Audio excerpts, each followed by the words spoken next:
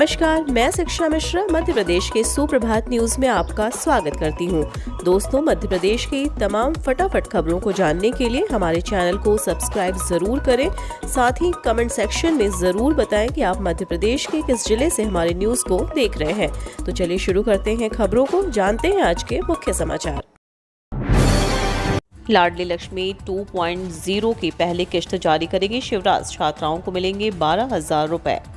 मध्य प्रदेश के मुख्यमंत्री शिवराज सिंह चौहान 2 नवंबर को यहां रविंद्र भवन में लाडली लक्ष्मी योजना 2.0 के तहत लगभग 1,437 बालिकाओं को उच्च शिक्षा के लिए प्रोत्साहन राशि दिए जाने वाली पहली किश्त 12,500 रुपए का वितरण करेंगे।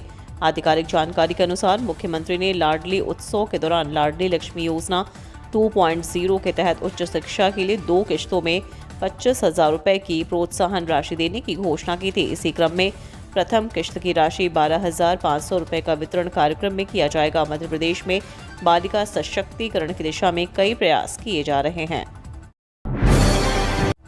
शहर में 5 और ग्रामीण क्षेत्र में 15 मिनट में सहायता के लिए पहुंचेगी डायल 100। प्रदेश के शहरी क्षेत्रों में फोन करने के 5 मिनट में सहायता के लिए पुलिस पहुंच जाएगी।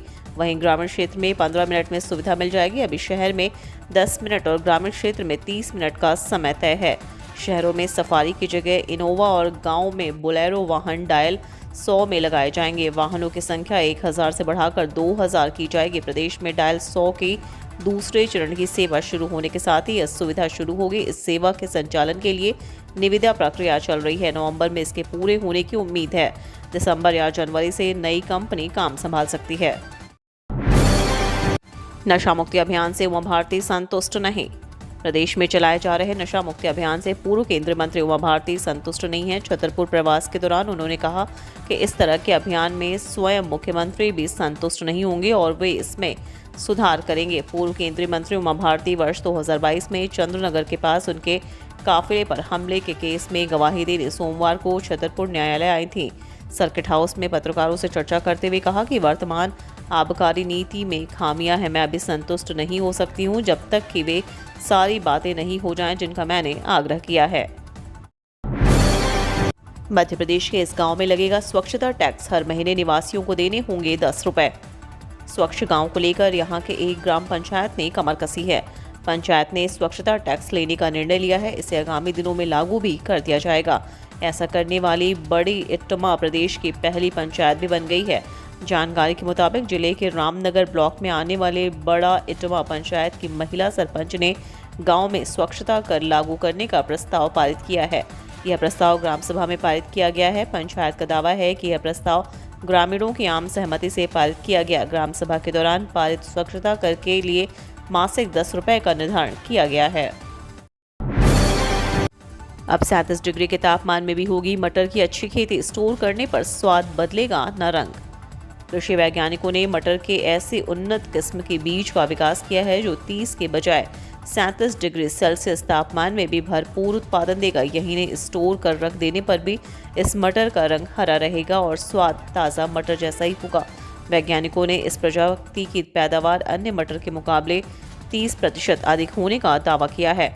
भारतीय दलहन अनुसंधान संस्थान कानपुर के कृषि वैज्ञानिक डॉक्टर अशोक परिहार और डॉक्टर JP दीक्षित ने यह नई किस्म तैयार की है जिसका नाम IPFD 10 से 12 रखा गया। इस नई किस्म को तैयार करने में करीब 10 साल लगे। कृषि वैज्ञानिकों का कहना है कि IPFD 10 से 12 बीज से उत्तर भारत में मटर का उत्पादन 30% बढ़ने की उम्मीद है। पेपरलेस बिजली बिल की व्यवस्था से बढ़ी परेशानी। आखिरी तारीख पर पहुंच रहे बिल के मैसेज। पश्चिम क्षेत्र विद्युत वितरण कंपनी ने अक्टूबर माह से इंदौर शहर के सभी जोनों पर पेपरलेस बिजली बिल की व्यवस्था पूरी तरह लागू कर दी है। बीते कुछ महीनों से अलग अलग जोनों पर इसे प्रायोगिक तौर पर शुरू किया था। व्यवस्था लागू होने के बाद अब उपभोक्ता परेशान दिख रहे हैं। पुरानी व्यवस्था में समय पर बिल नहीं दे पाने वाली कंपनी अब उपभोक्ताओं के मोबाइल पर भी समय पर बिल भेजने में विफल साबित हो रही है। उपभोक्ताओं ने शिकायत की है कि सितंबर माह के खपत के बिल जमा करने की अंतिम तारीख 22 अक्टूबर थी। इसी दिन उपभोक्ताओं को मोबाइल पर SMS पहुंचे कि आपका बिल जनरेट हुआ है। 10वीं 12वीं के छात्रों के लिए बड़ी खबर। बोर्ड परीक्षाओं की तारीखों में बदलाव। मध्य प्रदेश माध्यमिक शिक्षा मंडल के 10वीं और 12वीं के छात्रों के लिए बड़ी खबर है। 10वीं और 12वीं की परीक्षाएं फरवरी के बजाय मार्च में आयोजित की जाएंगी। यह निर्णय मंडल की साधारण सभा में लिया गया। मंडल द्वारा परीक्षा विस्तृत टाइम टेबल जल्द घोषित किया जाएगा। 10वीं 12वीं परीक्षा में 18 लाख से ज्यादा विद्यार्थी शामिल होंगे। ताज़ा अपडेट्स के अनुसार एमपी बोर्ड ने 13 और 15 फरवरी से होने वाली 10वीं और 12वीं की परीक्षाओं की तारीखों में बदलाव किया है। इसके तहत 10वीं और 12वीं की लिखित परीक्षाएं 15 फरवरी की जगह अब 1 मार्च से शुरू होंगे। आज 1 नवंबर से होंगे ये बड़े बदलाव, जेब पर पड़ेगा असर। नए महीने की शुरुआत नए बदलावों के साथ होगी। इस माह से कुछ बदलाव किए गए हैं, इसका असर जनता की जेब पर पड़ेगा। भारतीय बीमा नियामक एवं विकास प्राधिकरण बीमा कंपनियों के लिए आज 1 नवंबर से KYC कराना अनिवार्य कर सकता है।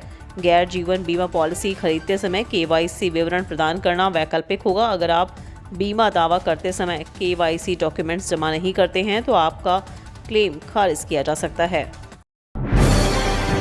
मध्य प्रदेश में सर्द हवाएं चलने से लुढ़कने लगा रात का तापमान।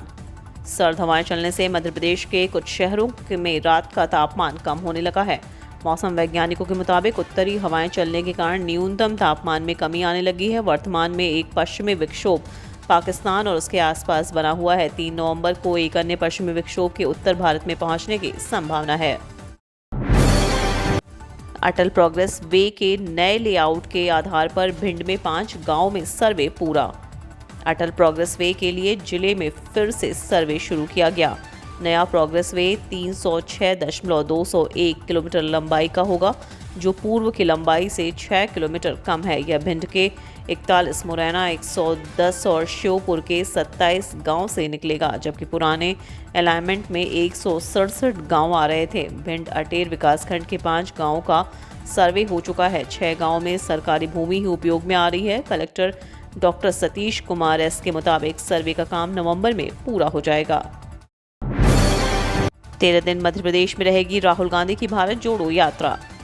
कांग्रेस के पूर्व अध्यक्ष राहुल गांधी की भारत जोड़ो यात्रा मध्य प्रदेश में अब 16 की जगह 13 दिन रहेगी। 20 नवंबर को यह महाराष्ट्र से मध्य प्रदेश के बुरहानपुर में प्रवेश करेगी। 382 किलोमीटर की यात्रा 6 जिलों से होती हुई 3 दिसंबर को आगर मालवा से राजस्थान में प्रवेश करेगी। इसके पहले उज्जैन में राहुल गांधी भगवान महाकाल का दर्शन करने के बाद सभा को संबोधित करेंगे। इंदौर में उनकी पत्रकार वार्ता होगी। 24 घंटे खुलने लगा एयरपोर्ट। विमानों की नाइट पार्किंग 11 से बढ़ाकर 26 होगी। इंदौर के देवी अहिल्याबाई होलकर इंटरनेशनल एयरपोर्ट पर एक बार फिर 24 घंटे खुल गया। यहां से नई फ्लाइट्स भी शुरू हो सकती है। डायरेक्ट फ्लाइट शुरू होने से एमपी के दूसरे बड़े राज्यों से कनेक्टिविटी बढ़ेगी। अब नया विंटर शेड्यूल भी बन गया है। इधर नए विंटर शेड्यूल में पुणे जाने वाली फ्लाइट के टाइम टेबल में बदलाव कर इसे रात में शिफ्ट कर दिया है। इसी साल 27 मार्च से रात को 11 से सुबह 6 बजे तक एयरपोर्ट को बंद कर दिया था, जो फिर 24 घंटे खुल गया। पार्किंग की संख्या बढ़ने से इंदौर को अलग अलग शहरों के लिए नई फ्लाइट मिलने की संभावना भी बढ़ गई है। मध्य प्रदेश के मंत्री भी संभालेंगे गुजरात चुनाव में प्रचार और प्रबंधन का मोर्चा। गुजरात विधानसभा चुनाव में मध्य प्रदेश के कई मंत्री चुनाव प्रचार और प्रबंधन का मोर्चा संभालेंगे। मुख्यमंत्री शिवराज सिंह चौहान और केंद्रीय मंत्री ज्योतिरादित्य सिंधिया को भी पार्टी चुनाव प्रचार के लिए उतारेगी। इसके अलावा गृह मंत्री नरोत्तम मिश्रा, चिकित्सा शिक्षा मंत्री विश्वास सारंग सहित मालवांचल के सभी मंत्रियों को गुजरात में कुछ विधानसभा क्षेत्र या जिलों की जिम्मेदारी दी जा रही है। इंटरसिटी से सफर करने वालों के लिए रेल मंत्री का बड़ा ऐलान। रेलवे की तरफ से यात्रियों की सहूलियत को ध्यान में रखते हुए लगातार बदलाव किए जा रहे हैं। इस बार रेलवे की प्लानिंग शताब्दी, जनशताब्दी और इंटरसिटी ट्रेनों को वंदे भारत ट्रेन से रिप्लेस करने की है। आपकी जानकारी के लिए बता दें कि इन ट्रेनों में प्रतिदिन लाखों यात्री सफर करते हैं। यात्रियों की सुविधाओं को ध्यान में रखते हुए रेलवे इन तीनों ही ट्रेनों को semi high speed train Vande Bharat से रिप्लेस करने की तैयारी में है। आरबीआई आज से शुरू करेगा डिजिटल रुपए। शुरू होगा पायलट प्रोजेक्ट। काफ़ी लंबे समय से डिजिटल रुपये की चर्चा हो रही है। रिजर्व बैंक ऑफ इंडिया ने इस तरफ एक और कदम आगे बढ़ा दिया है और कल होलसेल सेगमेंट में डिजिटल रुपये का पहला पायलट प्रोजेक्ट का ऐलान कर दिया।